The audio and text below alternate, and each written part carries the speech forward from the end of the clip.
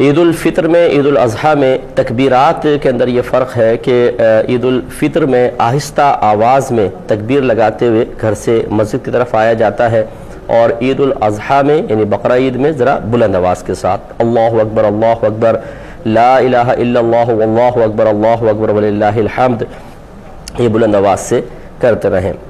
9 ذوالحجہ کی فجر سے لے کر اور 13 کی عصر تک مسلسل یہ تکبیر لگائی جاتی ہے۔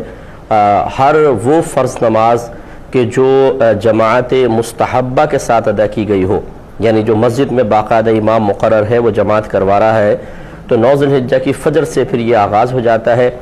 جیسے ہی فجر کی نماز ختم ہو، مثلا فرض نماز ہم نے ختم کی، تو ایک بار کم از کم اتنی بلند آواز سے یہ تکبیر لگانا ہر عاقل بالغ مسلمان مرد پر اور جو جماعت میں ہے اس پر واجب ہے کہ اپنے کان اس کو سن لیں، اور 3 مرتبہ افضل ہوتا ہے۔ اسی طرح یہ 13 کی عصر تک یہ سلسلہ جاری و ساری رہے گا۔ ہر فرض نماز کے بعد جو جماعت کے ساتھ ادا ہوگی اس شخص پہ واجب ہے۔ منفرد شخص جیسے کسی کی جماعت نکل گئی ہے، مثال کے طور پہ اکیلا پڑھنا چاہتا ہے، اگر تکبیر لگا لے گا بہت اچھی بات ہے، نہیں لگائی تو کوئی گناہ نہیں ہے۔ اسی طرح اگر کوئی اور اسی مطلب جو تکبیر نکل گئی، مثال کے طور پہ ہم جماعت سے نماز ادا نہ کر سکے، تو ان تکبیرات کی کوئی قضا نہیں ہوتی ہے۔ اور چونکہ ہماری بہنیں جماعت میں حاضر نہیں ہوتی ہیں تو وہ اپنے گھر میں جب فرض نماز ادا کرے، اگر وہ چاہیں تو اس کے بعد تکبیر لگا لے، لیکن ان پر بھی یہ تکبیر واجب نہیں ہے۔ ہاں اگر لگائیں گی تو اچھا ہے، ثواب مل جائے گا، لیکن اتنی بلند آواز سے نہ لگائیں کہ کسی غیر مرد تک آواز پہنچے، اپنے کان تک بس آواز پہنچ جائے۔ ایک یہ بھائی نے کوئی کیا، اور یہ بڑی مشہور مطلب بات ہے، رمضان سے متعلق بھی ہے، سب سمجھیں۔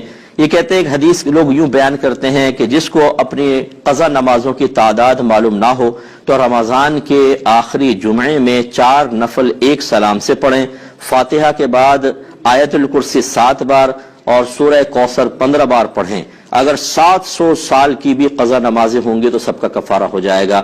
کیا یہ حدیث ہے؟ بالکل بھی نہیں ہے۔ جس نے اس کو ایجاد کیا وہ اللہ کا خوف کرے، کیونکہ نبی کریم صلی اللہ علیہ وسلم نے ارشاد فرمایا جس نے مجھ پر جان بوجھ کر جھوٹ منسوب کیا وہ اپنا ٹھکانہ جہنم میں بنا لے۔ یہ کسی بے وقوف نے نکالی ہوگی، اب اس کو پتہ بھی نہیں ہوگا کس قدر یہ جاری ہوگی، لوگ اس پہ عمل بھی کر رہے ہیں۔ میں نے خود دیکھا، ایک علاقے میں گیا اور جہالت دیکھیں کہ بعض اوقات کہتے ہیں کہ جمعے کے آخری جمعے کو عصر کی نماز کے بعد، اور عصر کی نماز کے بعد تو نوافل پڑھنا ہی منع ہوتا ہے، اور ایک وہ علاقے کے بزرگ سفید داڑھی ان کی، وہ جماعت کروا رہے ہیں۔ یہ کافی پہلے کی بات بتا رہا ہوں، جب میں عالم بھی نہیں تھا لیکن میں تبلیغ دین کے شعبے سے وابستہ تھا، تو میں نے کہا یہ کیا کر رہے ہیں؟ تو انہوں نے بتایا کہ جی یہ والی 4 رکعت نماز پڑھ رہے ہیں تاکہ قضا کا کفارہ ہو جائے۔ یہ تو حال ہے ہم لوگوں کا کہ اگر سفید داڑھی ہے، علاقے میں آپ کے لوگ ہاتھ چومنے لگ گئے ہیں، آپ کو حاجی صاحب کہہ کر پہلی صف میں بٹھا رہے ہیں، تو اس کا مطلب ہے آپ شارع بن جائیں، آپ غلط چیز کو رائج کر دیں، یہ اللہ تعالیٰ رحم فرمائے۔ تو اس کے لیے اتنا بڑا گناہ جاریہ ہے یہ کہ جب مرے گا، اگر یہ توبہ نہ کر کے مرا تو اس کا تو انجام بڑا دردناک ہے، بہت دردناک انجام ہے۔ جتنے لوگ گمراہی کا شکار ہوتے رہیں گے بیچارے، وہ اس کو پڑھ کر کے جی ہماری تو قضا ادا ہو گئی، ساری 700 سال کی بھی ہو تو ادا ہو گئی، اب وہ کچھ بھی نہیں کریں گے، حالیہ نمازیں پڑھ نہیں رہے اور دیگر معاملات، تو ان کے لیے بہت بڑا وبال ہے۔ اللہ تعالیٰ اس شخص کے اوپر رحمت نازل فرمائے اور اس کو ہدایت اور توبہ کی توفیق عطا فرمائے۔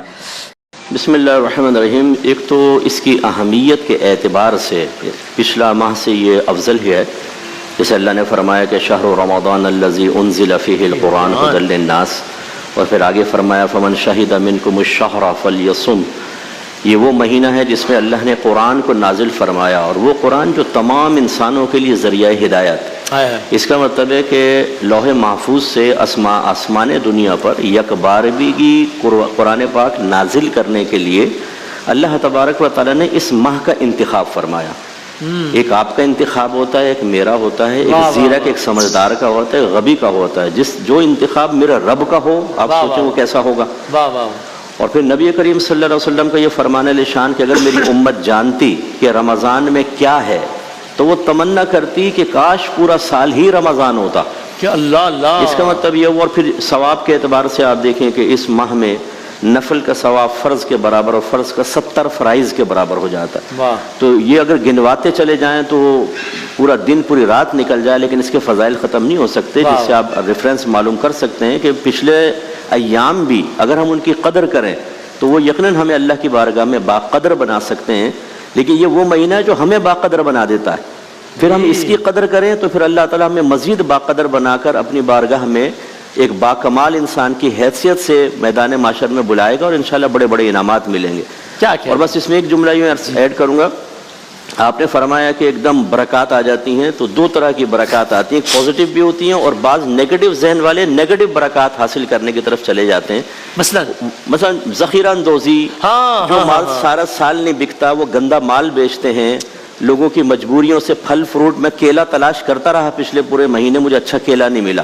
پتہ چلا وہ سب ڈم کر کے رکھا ہوا ہے، رمضان میں کھال اتارنے کے لیے وہ کیلا شریف تشریف لائے گا. تو یہ جو طریقہ کار ہے یہ بھی مسلمانوں کا بڑا عجیب ہے. باہر کے ملکوں میں غیر مسلمین ہمارے ایونٹس کے اوپر، ہمارے ایونٹس پہ چلے کرسمس تو ان کا ہے نا 50% آف، ہم 1000% جو ہے وہ ابو چلے جاتے ہیں. اللہ تعالیٰ اس کو بھی سمجھنے کے میں توفیق عطا فرمائے.